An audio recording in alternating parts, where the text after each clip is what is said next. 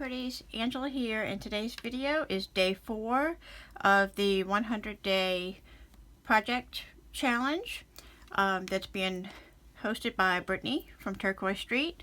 And today I'm going to go ahead and make this a necklace to match these earrings that I made for the day 4 challenge. So the colors were a turquoise blue. I made these paper beads, and it was like a kind of like a lime green, like a, what you call it, camo green kind of color, dark green, and then the bright fuchsia pink. So these were the earrings I made, and I'm going to actually show you how to do this component for the earring because I'm going to be making the centerpiece for the necklace. So it's basically just very, very easy. Basically, it's just the earring finding hoop that you can pull open and slide your beads on. And so I'm going to put a spacer bead. I have some silver spacers from Beadbox, one of the Beadbox, the bargain bead box subscription boxes from 1 month. I had some of those spacers, and these were also from the bargain bead box from one of the months. I can't remember which month it was, maybe August or September, something like that.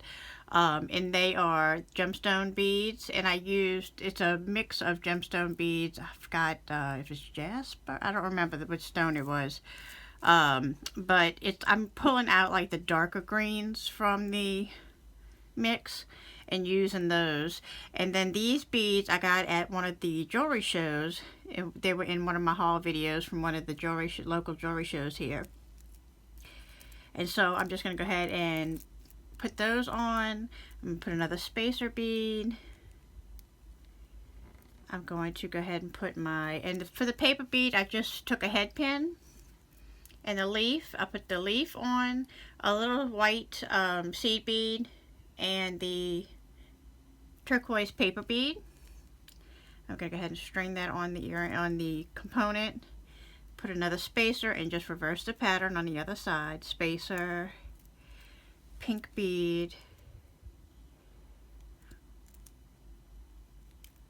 These are really pretty, almost like a marbled kind of pink bead.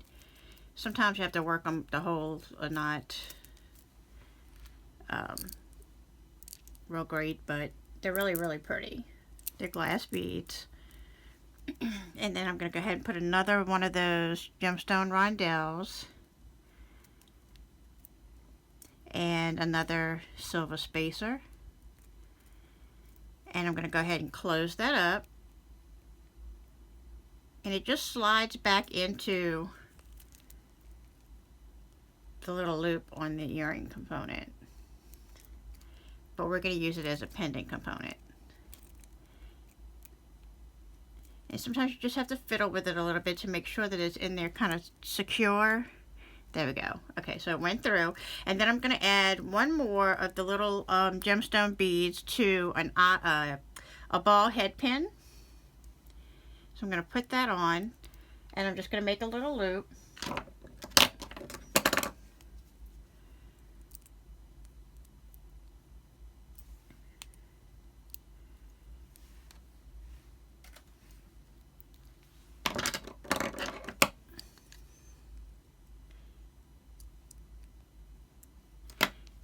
I'm going to go ahead and put it onto the middle hole of that component.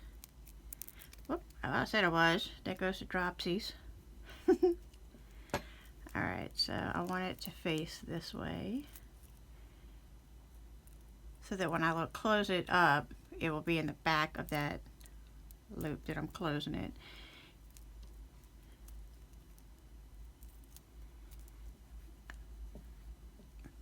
Trying to do this, and my hands are freezing cold. And so they're not wanting to cooperate with me this morning as I'm putting this together. Let's see. Okay, let me see if I can get a handle on it without it falling off on me again. Let me get my round nose pliers, and I'm just going to go in there and finish making that loop. This is a thin head pin, so the one-step loop doesn't close it all the way. And so, which is okay because, like I said, I needed it opened anyway for me to go ahead and put it on to the component So I'll just finish closing it up. I just want to be careful with it because, like I said, it's not a strong head pin. Which it's not going to get a lot of tugging on it where it's at. It's just a little dangle in the middle, so it should be fine. I just, like I said, I want to make sure it's closed off. Good. Okay, and there we go. So there's the centerpiece for the necklace, which is the same exact component. All I did for the earrings was attach an ear wire, and it made two beautiful earrings. Okay, so that's going to be our centerpiece for the necklace. So I'm going to go ahead and start stringing. And see, I am going to start with my middle piece, start with my focal piece. So let me go ahead and put, I'm going to go ahead and start with a spacer bead on each side of this. Actually, I need to add a jump ring so that will hang the correct way. Let me get a small jump ring.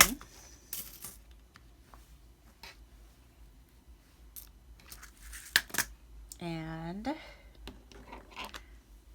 let's see.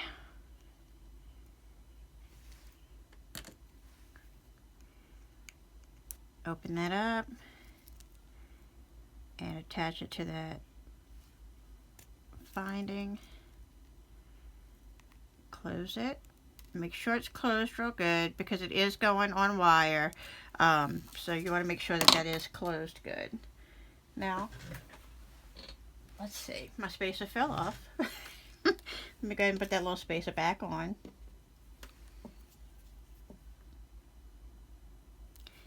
And I'm going to put the middle piece on, our main focal, and another spacer bead. And I found these really fun. Let's see, I'm trying to see how that's going to look. Let me hold it up. Yeah, once it's going to go, those spacer beads are going to hold that jump ring in place. I think I like that. It's a little bit of silver on each side. So now I have both of my ends worked of wire open so that I can kind of work the pattern on both sides. So I think what I want to do is I want to put a pink bead on each side.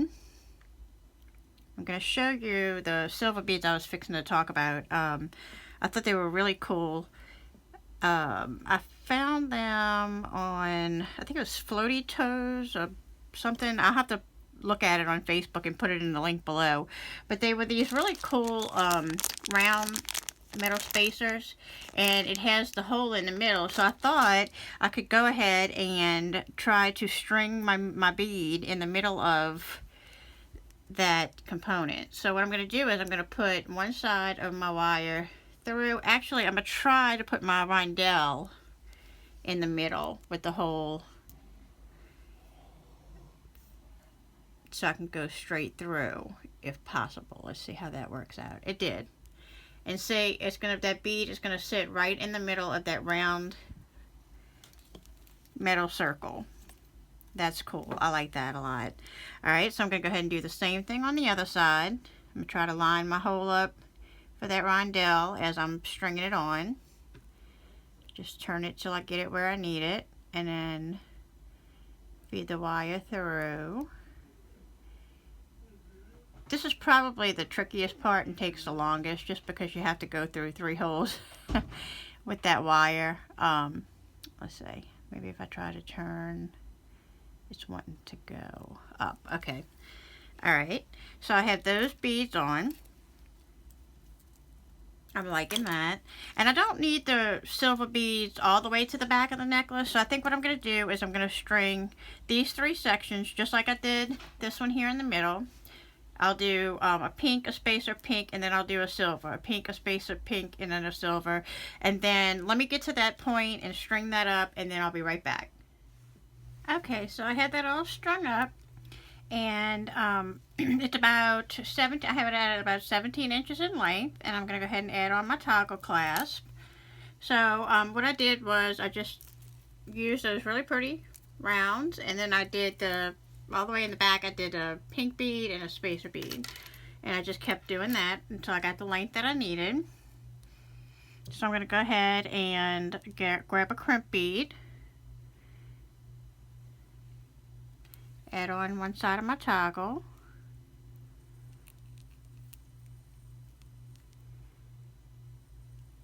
And I'm just going to go ahead and do a flat crimp. Nothing fancy. Just leave enough room for your toggle to have movement. You don't want it so tight that it's going to pull at it when you're trying to take it on and off. You don't want to risk popping it. Okay, so that toggle should still have room to go back and forth once you've crimped your bead. Okay, now I'm going to go ahead and slide some of these beads over this wire and hide that extra length.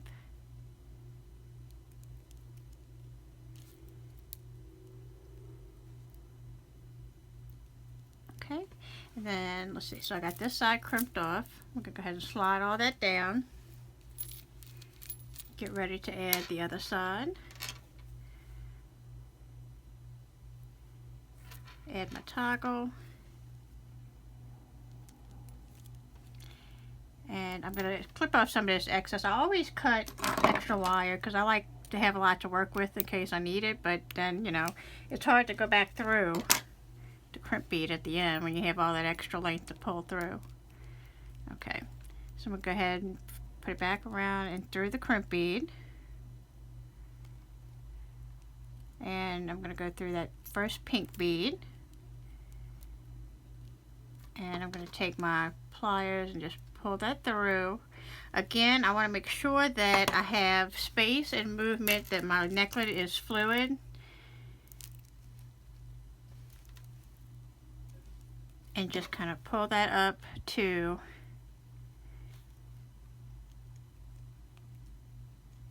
the toggle, but again, you want that movement in your toggle.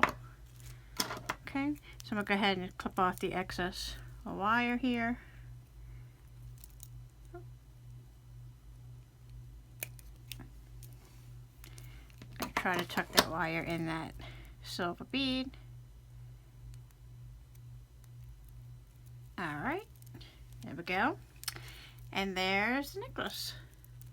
Now, I did, because I like dangles, and I always usually add them to the back of my necklaces, I made a little dangle with just a pink bead, one of the dark army green, kind of forest green colored beads, and one of the silver spacer beads.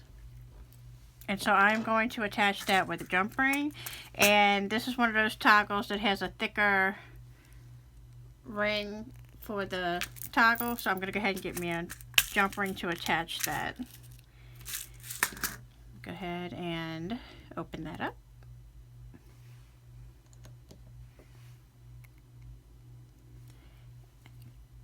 Get my little dangle. Put it over here on the toggle and close it up. Just make sure you close it good. Alright. And there's my little dangle, so when I'm wearing it, it'll kind of hang down in the back. Okay, so let me go ahead and put this on a bust form so you can see. I think I have it backwards. This is really pretty. The color is kind of dark. Let's see. There we go. I want to make sure it's facing the right way. Let me go ahead and see if I can pull it up a little bit. So you can see, I know that it is kind of dark against that black, but we used all the colors, the 4 colors for the challenge. The lighter green, the turquoise blue, the pink, and the army green. And then we did the stations where they have the silver and the army green, or forest green, however you want to call it. And then those really pretty, let's see if I can get close, those fuchsia beads are really pretty. Like, they're almost like a marbled watercolor effect. And those are glass beads, and then I just went up with the spacers all around the back and finished it off with the toggle and the little dangle. Trying to get that in there for you. I know it's hard to see on these bust forms. Okay, so let me go ahead and set y'all back down, and I'll show you the necklace laid out with the earrings. Let me put it this way, move these beads out the way. So I think it came out really pretty. I think it's a color combination that I would have never probably put these 4 colors together. This kind of threw me, the turquoise, and so I just wanted that little touch, a pop of color, and mainly for it to be the pinks and the greens. But I think it's fun, and I think it came out really pretty. And like I said, this project challenge is really making me think outside of the box, get out of my comfort zone some, and just make something different and unique and fun.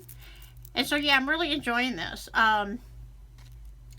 So if you enjoyed this little tutorial video, if you enjoyed the necklace and the earrings, please give me a thumbs up, click on subscribe, click on the notification bell so that you can be notified every time I upload a new video to YouTube.